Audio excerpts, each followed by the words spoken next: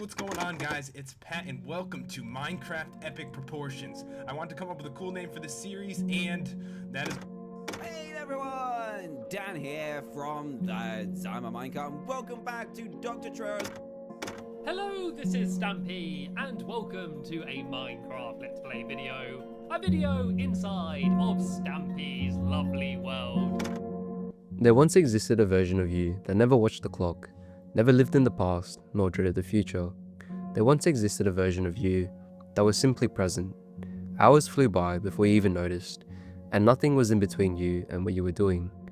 And as we grow up, it seems to get harder and harder to feel that way again. Everything you do starts to have an ulterior motive, and everything is a means to an end. Every action must be optimized, and no one is doing simply for the sake of doing. So where exactly did it all go wrong? You know, if every time someone asks you a question, you try to say the right answer, your entire life is a test. And when did you have the most anxiety in grammar school and high school? No question. On test day. No question. So your entire life become this test. I ain't trying to say the right answer. I am just doing what I feel. My mama said trying is failing. There is no ifs, woulds, coulds, shoulds. It just is, and we just are.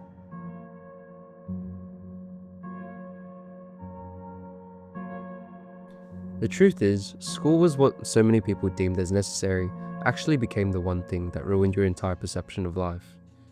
Because at the beginning, school truly was about learning, about raising your hand, not because you knew the answer, but because you were actually curious to find out what it was. About trying new things, failing, and getting back up to try again. You see, when toddlers first learn how to walk and inevitably fall, they don't think to themselves, man, this is so hard, maybe walking just isn't for me. They get up again and again and again, until they've inevitably learned how to walk. But as we progress through the grades, raising your hand no longer carried that curiosity. You raised your hand up because you knew the answer, and you wanted others to know that you knew. School became less about learning, and more about just getting things correct. And so you adjusted. You stopped taking risks with the answers, and you stopped saying things you weren't sure about. You learned to study what was going to be tested and just ignore everything else. And you learned that the point wasn't to be curious, the point was just to score. And after a short while, the only question you genuinely wanted to know the answer to was what was going to be on the test. Because when you introduce an external reward for something someone was already doing for its own sake, you risk destroying the intrinsic drive completely. And by the time you've left school, you've already taken it to heart. Then, hustle culture showed up and made it 10 times worse.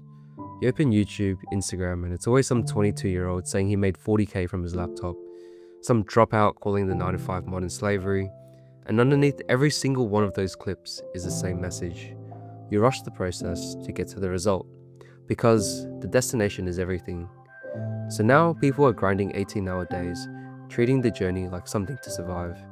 And when they say enjoy the process, they don't really mean it. They just mean to endure it, to white knuckle your way through so you can get to the part that actually matters. And honestly, I can't even blame them. We're constantly fed this idea that results are everything and that everything you do must align with that goal. But almost ironically, it has built a society full of people who can't stand the process long enough to achieve anything. And that as a result, they've achieved nothing. And I've seen it so many times. A guy discovers dropshipping. The first 3 days, he's on fire. He's telling everyone about it, how it's going to make him a millionaire, how it's going to free him from the 9-to-5 slave grind, and how he's finally going to escape the matrix. Until reality shows up, he has to actually learn the skills behind it. He has to learn how to create marketing campaigns. He has to figure out why none of his ads are converting into sales. And he has to figure out why all of his content is flatlining at 200 views. He has to do the same unglamorous thing for months or even years with no promise of any result at all whilst he's losing money. And that's where most people disappear. It's the same story with every endeavor. It's the same with trading, with YouTube, sales, getting a promotion, building a business, lifting at the gym, and so on and so forth. Because people love the idea of building or doing something. They love the idea of telling other people what they're doing, and they love fantasizing about the destination. And again, it's not their fault. Because most people in society are sold on the destination, and the process was just in the small print. But before school, before hustle culture, before the reality of life found you, every adult would always tell you to just enjoy your childhood. It goes fast, and that these will be the best years of your life. And at the time, you probably brushed it off. Because what do you mean enjoy it? You're already enjoying it. You weren't even thinking about it. But that's exactly the point they were missing. They were warning you about something they'd already lost, and not one of them stopped to ask why. You see, before the grades meant anything, before the grind started, and before some adult told you to enjoy it while it lasts, like a warning you couldn't understand yet, you'd come home, drop your bag, and you'd load up some Minecraft. And you were just in it, completely. That's the thing nobody tells you. That version of you was operating at a level most grown adults will never reach again. You see, Minecraft was so popular because it was different to all the other games at the time. It had no win condition, no final level, no score. You can't complete it, and yet hundreds of millions of people found it so completely absorbing, sometimes even for years. And every night after you logged off, you were strangely excited about what you're going to build tomorrow. You weren't concerned about what the world would look like at the end. You weren't concerned about getting the best gear as quickly as possible. You were scared by the monsters, excited by the adventure, excited about gathering materials to build your first wooden hut, and you were overjoyed at taming your first dog. Now you might say that comparing life to Minecraft isn't really accurate. It's meant to be fun by design. And you're right, Minecraft was designed to be fun.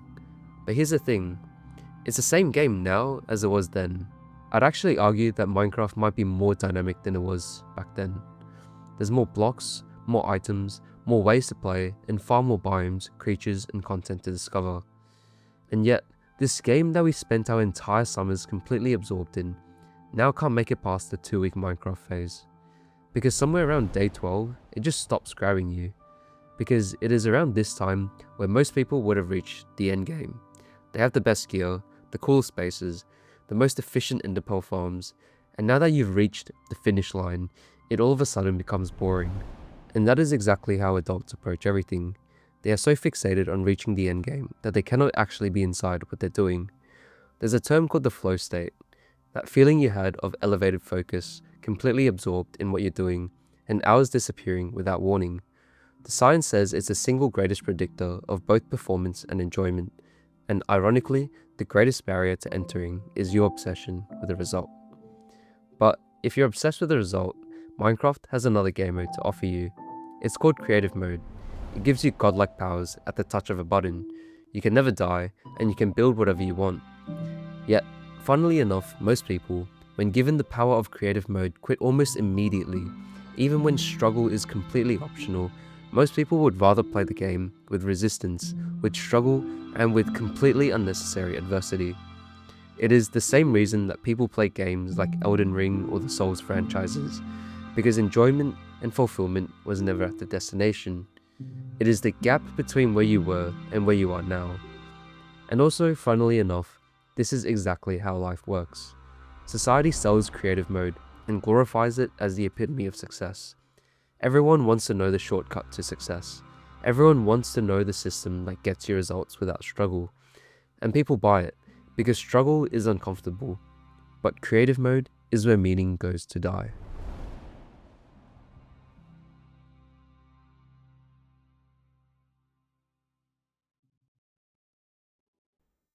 Okay, but we're not exactly children anymore.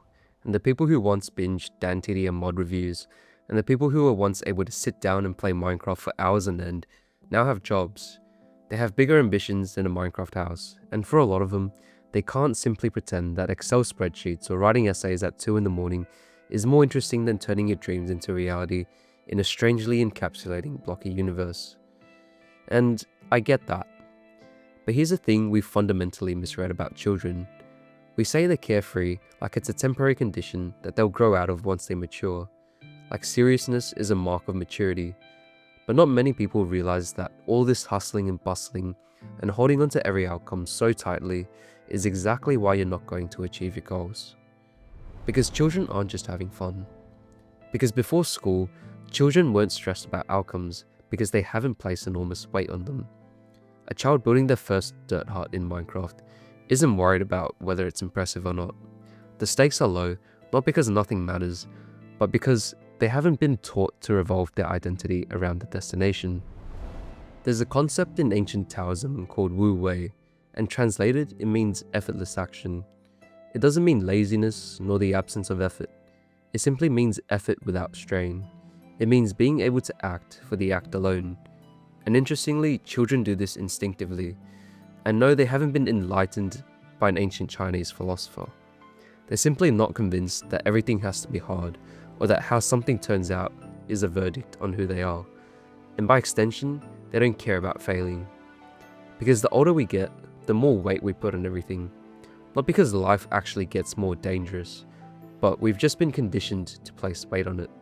The job, the project, the opinion of other people, the number on the screen, we're taught that these things define who you are, and without it, you're just an empty vessel. But Wu Wei isn't a productivity hack. In fact, it's quite the opposite. It's being able to recognize that the tighter you hold on to the result, the less likely you are to achieve it. It's refusing to grip the outcome like your life depends on it. Remember that one time when you were desperate for someone's attention, where every text message you sent, every sentence you spoke, every facial expression that made would have sent your brain in spirals? Remember that time when you were nervous to present in front of a crowd of people? And remember that time when you didn't perform at your full potential and you blamed it on your nerves? Because if you were to just let go and enjoy the moment, maybe, just maybe, you might gain something more than just the result.